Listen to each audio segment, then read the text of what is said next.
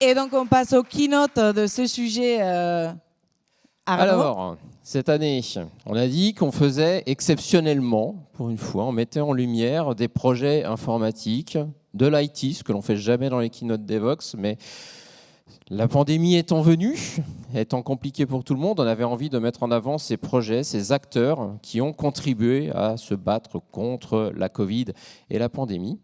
Aujourd'hui, nous allons recevoir le créateur et un contributeur de projets que vous connaissez probablement. Vitpados, ça vous dit quelque chose? Covid Tracker, Vaccin Tracker. Nous avons le plaisir aujourd'hui de recevoir Sacha Guillaumou et Guillaume Rosier.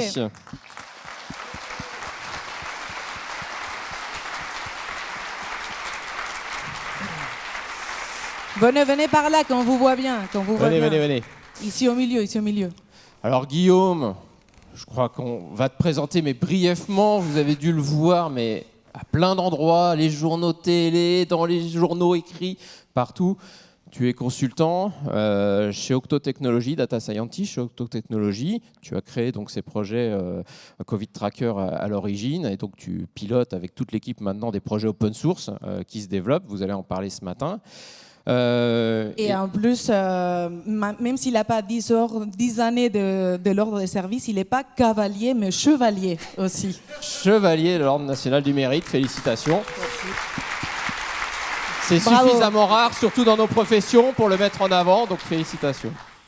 Et donc, un peu moins connu du public, mais très important pour ce projet, c'est Sacha Guillaumou, qui est étudiante en pharmacie et il a un master en intelligence artificielle, c'est ça? C'est ça, en parallèle. Et donc, il a participé dans ces projets avec Guillaume et ils vont nous parler de l'open data. Je vais le lire ici. Ne dispense pas de quelques notions de statistiques.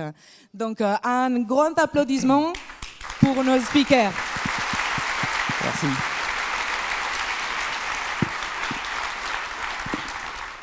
Bonjour à tous, merci beaucoup pour l'introduction. Alors on est vraiment hyper heureux avec Sacha aujourd'hui d'avoir l'opportunité d'être présent à Devox et de pouvoir vous parler. On a déjà beaucoup parlé de tech sur Covid Tracker et tous les autres outils, donc aujourd'hui on a voulu faire quelque chose d'un peu différent. Salut Sacha, est-ce que tu vas bien? Mais salut, et toi, est-ce que ça va? Ouais, ça va super. On est très content d'être là. Je sais que c'est pas très habituel pour Devox d'accueillir des sujets comme ça, mais voilà, aujourd'hui on a vraiment voulu mettre en avant déjà l'open data, parce que c'est vrai que c'est une réussite française et que ça a été vraiment capital dans nos projets, mais on a aussi voulu vous montrer que l'open data ça peut avoir quelques risques et qu'il faut faire attention à quand même maîtriser un minimum les outils qu'on utilise. Bon, je crois que les présentations ont déjà été faites. Alors moi je suis étudiant en pharmacie et en parallèle je suis en master de santé publique spécialisé sur tout ce qui est intelligence artificielle. Et j'ai contribué donc à quelques outils créés par Guillaume, donc pas trop Covid Tracker, surtout Vitmados et Vaccin Pact plus récemment.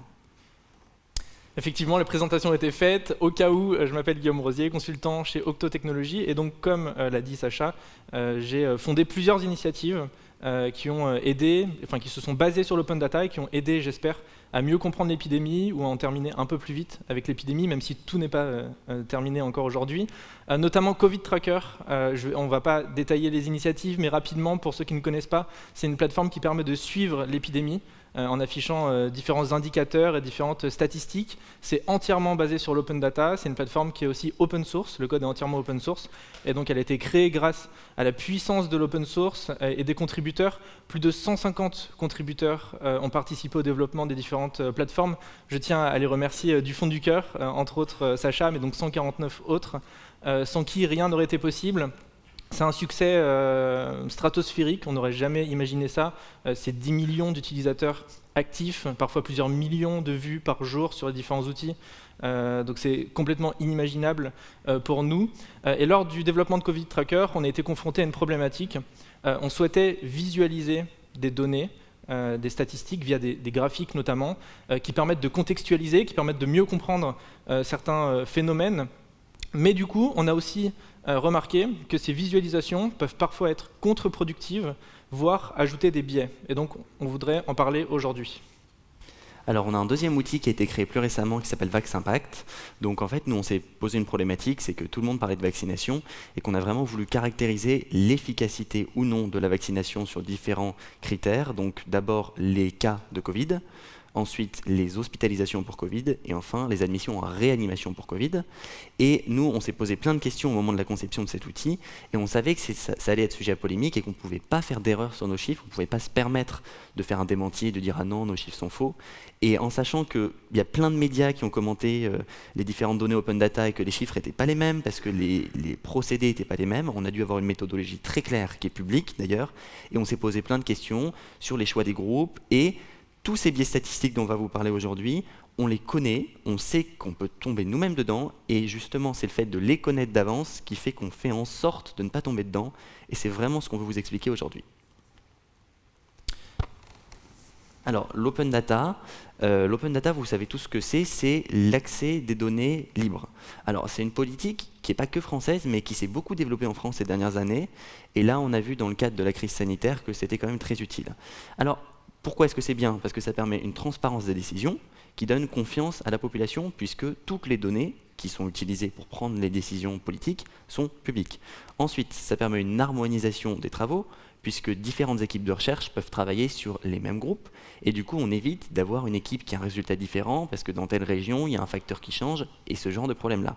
Et puis enfin, ça donne un effet de puissance du collectif parce qu'on voit bien qu'il y a plein d'outils libres qui sont sortis avec le Covid, notamment les outils de Guillaume et d'autres qu'on peut aussi applaudir. Et tous ces outils-là viennent vraiment du fait qu'on ait accès à ces données tous. Alors maintenant, l'open data, du coup, ça a quand même quelques points entre guillemets négatifs, même si c'est à nuancer. C'est le fait que déjà, tout le monde a accès aux données, donc tout le monde peut les interpréter, et tout le monde peut publier des interprétations mauvaises, première chose. Deuxième chose, c'est que même si l'interprétation globale est la même, le fait d'avoir plein de petites divergences peut brouiller le message global, et dans les politiques de santé publique, en sanitaire, c'est super important d'avoir un message bien clair. Et puis enfin, on va vous en parler, mais les statistiques, ça peut être super trompeur.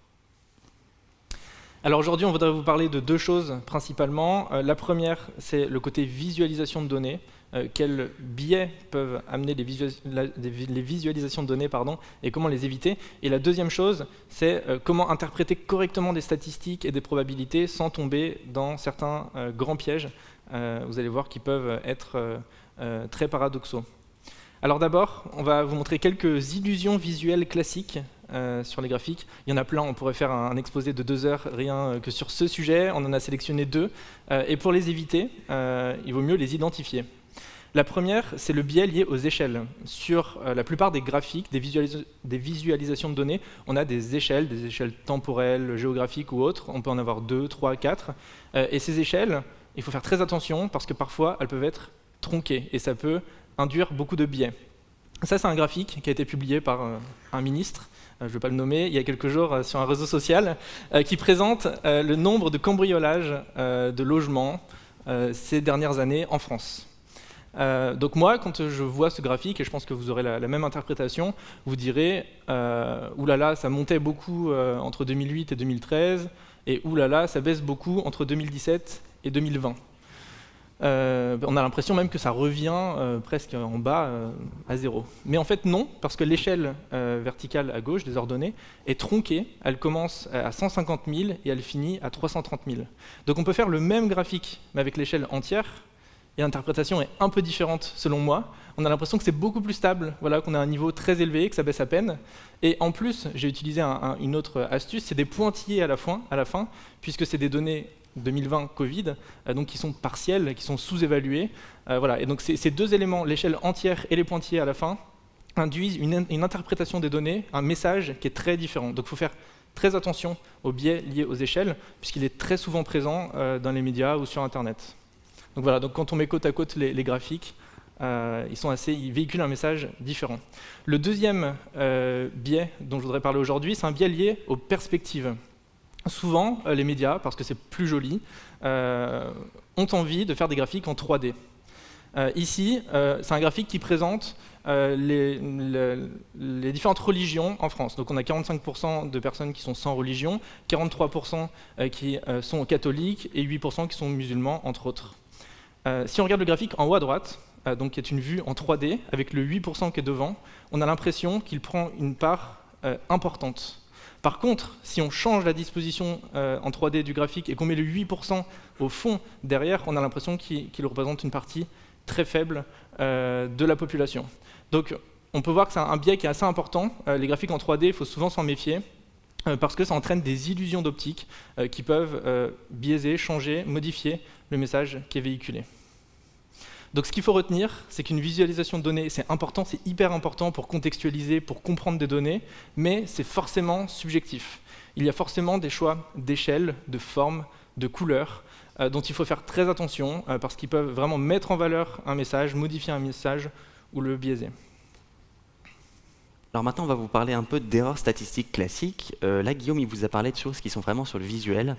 Donc là, c'est même pas le chiffre qui est remis en question, c'est vraiment la manière de le présenter visuellement. Là, on va vous parler de comment est-ce qu'à partir de données qui sont brutes et qui sont vraies, on peut faire des interprétations qui sont complètement fausses. Alors, du coup, la première chose à définir, c'est la définition la différence entre une corrélation et une causalité. Donc là, vous avez un beau graphique qui montre donc le taux de divorce dans le Maine, d'accord, et puis qui montre la consommation par personne de margarine. Alors, on voit quand même que c'est proche. On voit que voilà, ça évolue ensemble. Alors, ce qu'on va voir juste après, c'est que on a envie de dire le taux de divorce, d'accord, est dû à la consommation de margarine. Alors, je sais que si demain ma copine me disait tu ne cuisines qu'à la margarine, je serais pas de bonne humeur, mais n'allons pas jusque-là quand même. Donc il y a sûrement une autre explication, et en fait, ce que je viens de vous dire est faux. La vraie explication, c'est le taux de divorce est corrélé à la consommation de margarine. Alors, est-ce que c'est dû au hasard? Est-ce qu'il y a un facteur commun qui provoque à la fois la consommation de margarine et des divorces? Je ne sais pas. Mais en tout cas, ce n'est pas le fait de consommer de la margarine qui provoque les divorces.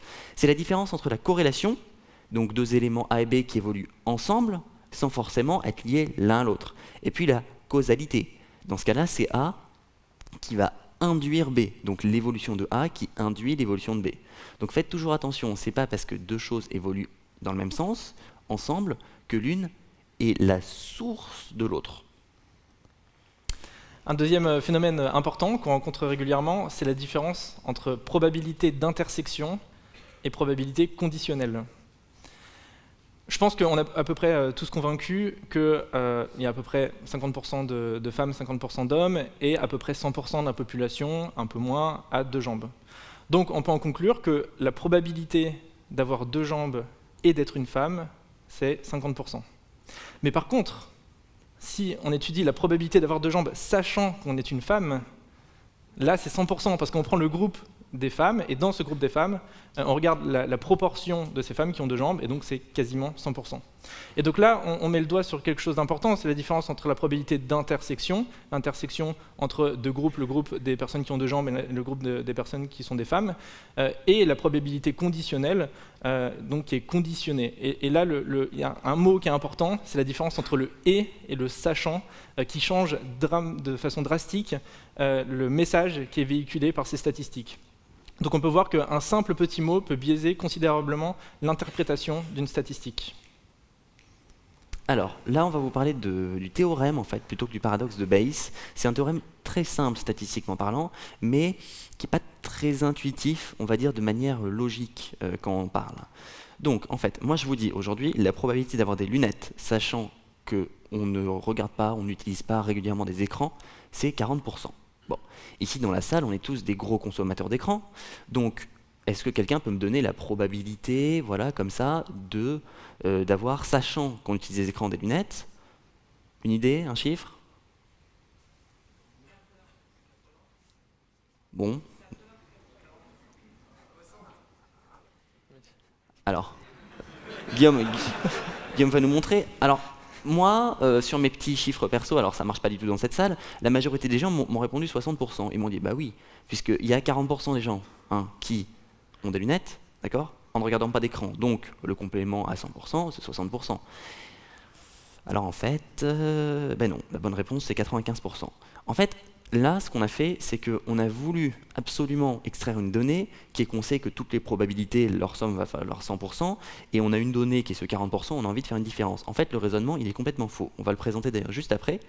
Le raisonnement, il passe par le théorème de Bayes. C'est-à-dire que nous, on connaît la probabilité, d'accord, d'avoir un événement sachant un autre. Donc là, c'est la probabilité d'être porteur de lunettes, sachant que on ne regarde pas d'écran.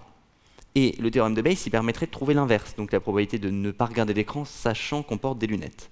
Donc il faut connaître la probabilité d'avoir des lunettes, et puis la probabilité de regarder ou de ne pas regarder d'écran, puisque là c'est pour le coup le complément à 100% à chaque fois.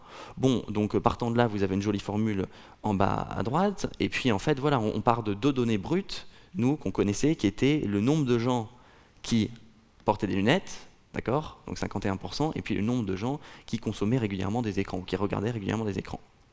Ça va à peu près? Voilà. Mais du coup, ça nous amène à un autre biais, qui est très intéressant, c'est le biais de confirmation. Et ça peut aller aussi avec l'argument d'autorité. Le biais de confirmation, ça consiste à dire qu'on va favoriser l'hypothèse qu'on préfère initialement par rapport à d'autres hypothèses. Et là, en l'occurrence, je pense que c'est ce qui vient de se passer. Parce que si je vous demandais quelle est la proportion de personnes qui ont des lunettes sachant qu'elles utilisent des écrans, je pense que vous allez tous répondre en chœur, ou quasiment tous, sauf quelques méfiants, vous allez tous répondre 95%.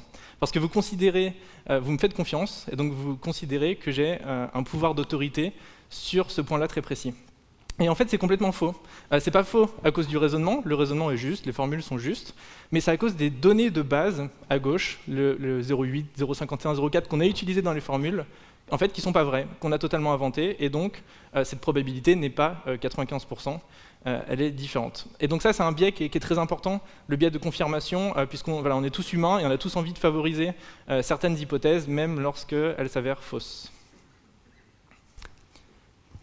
Alors après, on va vous parler un petit peu du paradoxe de Simpson. Alors le paradoxe de Simpson, rien à voir avec la série télé, hein, je précise, vient d'un mathématicien qui s'appelait Simpson. Et ce paradoxe de Simpson, en fait, c'est une inversion totale d'une tendance dans les sous-groupes. Donc je vous donne un exemple. Demain, vous avez un problème qui s'appelle un calcul rénal, qui est très douloureux, et on vous dit il faut vous opérer. Et on vous donne deux solutions chirurgicales, le traitement A et le traitement B. Vous choisissez lequel, là, partons de ça? Le B, bon, voilà, hein, facile, hein, il y a un meilleur taux. On vous dit d'ailleurs, hein, même complication, même problème, voilà, tout est comparable, vous prenez le B. Bah oui, mais, maintenant on vous dit, soit vous avez des petits calculs, soit vous avez des gros calculs, c'est l'un ou l'autre, hein. Bon, il y a une taille qui est fixée. Si vous avez des petits calculs, vous allez voir que le A est plus efficace. Et si vous avez des gros calculs, vous allez voir que le plus efficace est aussi le A. Vous choisissez lequel? Bah le A, mais vous avez choisi le B juste avant, alors... Du coup, vous choisissez lequel? Alors bon, les deux, c'est pas possible. Quel est le problème? C'est que là, on a vraiment une opposition entre les deux. En fait, il n'y a pas tant d'opposition que ça, pardon. C'est que dans la partie de gauche, le raisonnement, il est vrai. Mais on a oublié de prendre en compte quelque chose qu'on va appeler, donc Guillaume va parler un peu plus tard, qui s'appelle le facteur de confusion. Donc on a oublié de prendre en compte quelque chose qui va modifier nos résultats. Là, en fait, ce qui se passe, c'est que on voit bien globalement, si on oublie les traitements, que de toute façon, dans les deux cas, les gros calculs sont plus durs à traiter, puisqu'on voit qu'on est sur du 73% en traitement A, et c'était 93 pour les petits calculs en traitement A, et puis on est sur du 69 en traitement B contre 87 pour les petits calculs en traitement B. Donc déjà, les gros calculs, ça paraît intuitif, sont plus durs à traiter. Maintenant, si on regarde les effectifs, on voit qu'il y a 87% qui ont reçu le traitement A chez les gens qui avaient des petits calculs, et 270 le traitement B. Et maintenant, si on regarde pour les gros calculs, on a 263 personnes qui ont reçu le traitement A. Donc l'immense majorité des gros calculs ont été traités au traitement A, et ces gros calculs sont plus durs à traiter. Donc, qu'est-ce qui s'est passé?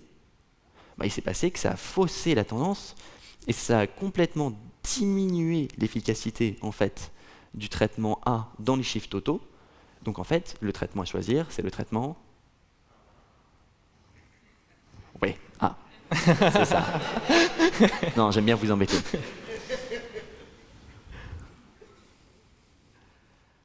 Du coup, paradoxe de Simpson.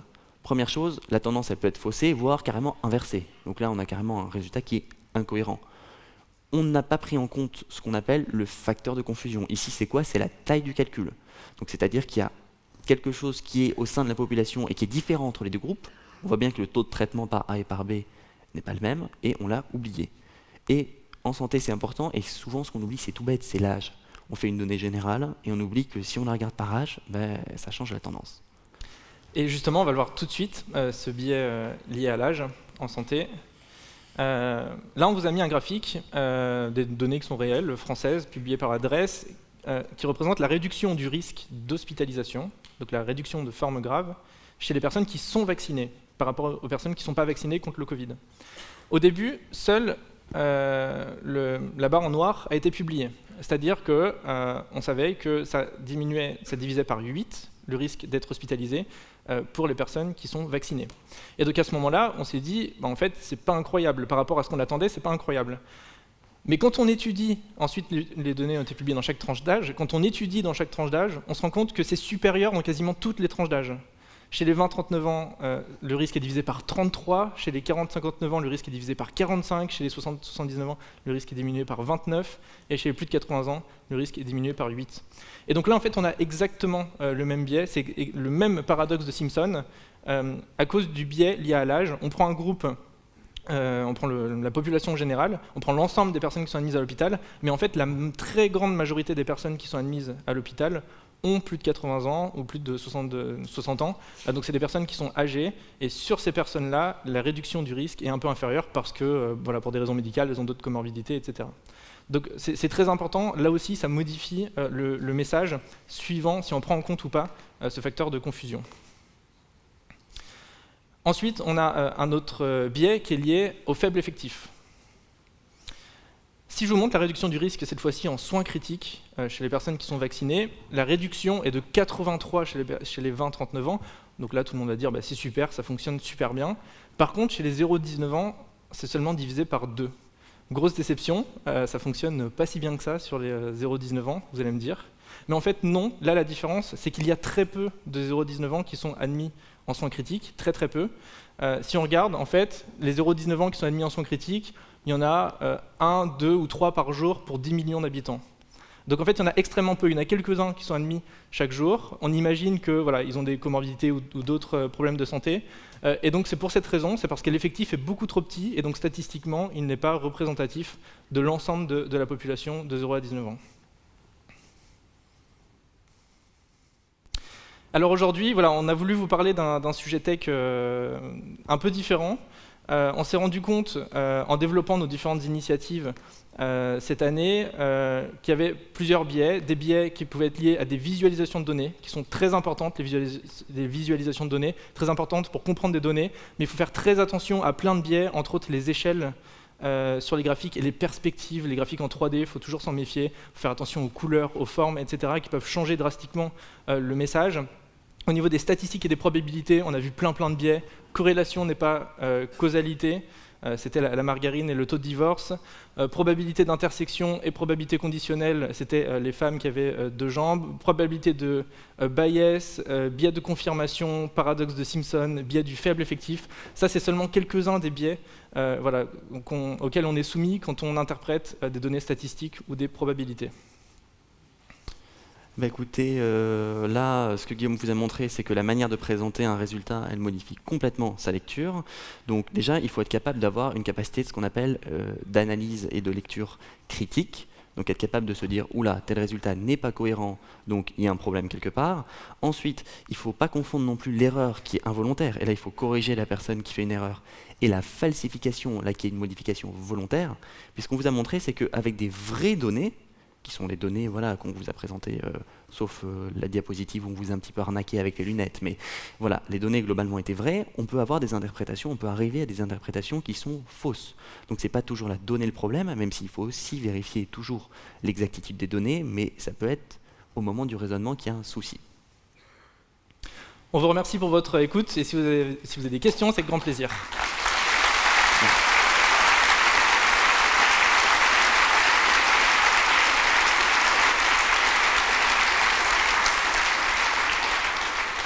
J'en profite une seconde pour rappeler que demain à 13h, il y a Florent Jaby, qui a fait partie des développeurs les plus actifs sur Vitmados, qui fait une conférence sur l'outil Vitmados, si ça vous intéresse.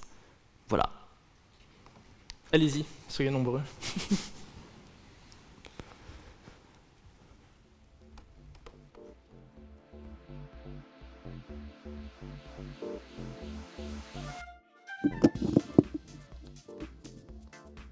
vous m'entendez? On va faire très très très vite. Je vais pas vous donner le micro pour les raisons sanitaires, donc je répéterai la question à voix haute. Arnaud, tu te mets dans la rangée du milieu, je me mets là. Et on prend 2-3 questions. On va essayer de faire 3 questions. Est-ce qu'il y a des volontaires qui veulent poser une question? Levez la main et on vient vers vous. Ça peut être sur des sujets différents qu'on a présentés. Il y a une question au fond à droite là-bas. Ouais. S'il y a d'autres personnes là qui se sentent... hop, monsieur a levé la main. Vous allez me donner votre question. Arnaud, tu commences? Vas-y, je suis la deuxième. Prends la question et tu la répètes pour qu'on l'entende à la vidéo.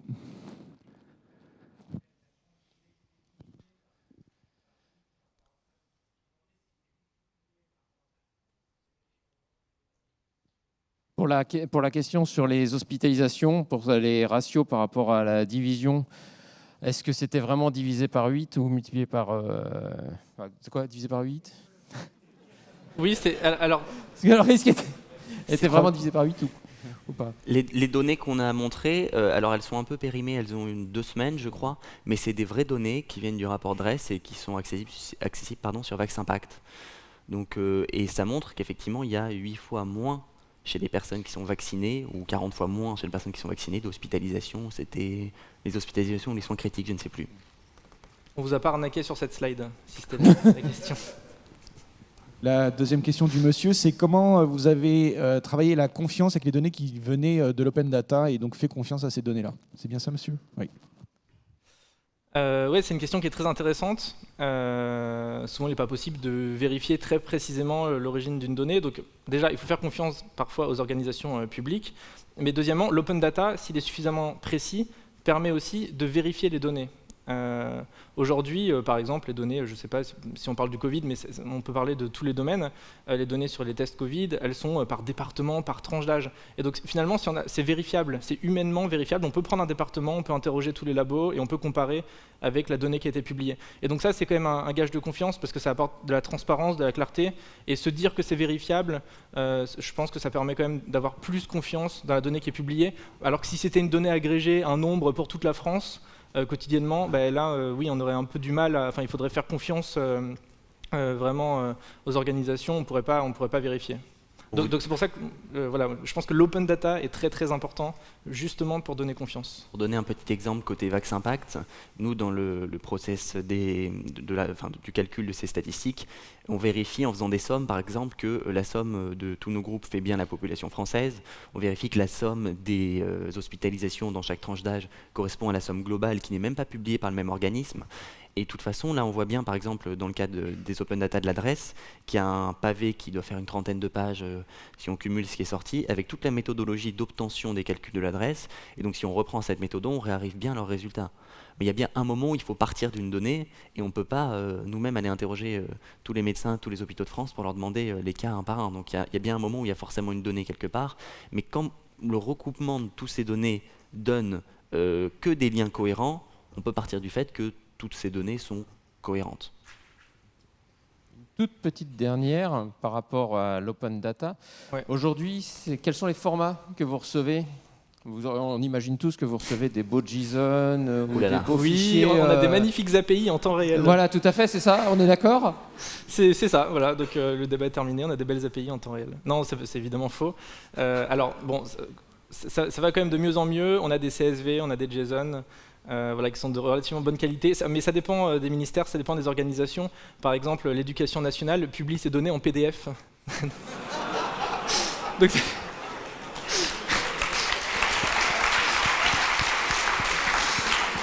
Donc c'est un peu moins facile d'utiliser ces données-là dans des algorithmes. Voilà, s'il faut faire de l'OCR ou des copier-coller, c'est un peu pénible. Mais on a bataillé pendant 6 mois et hier, ils ont publié les données en CSV.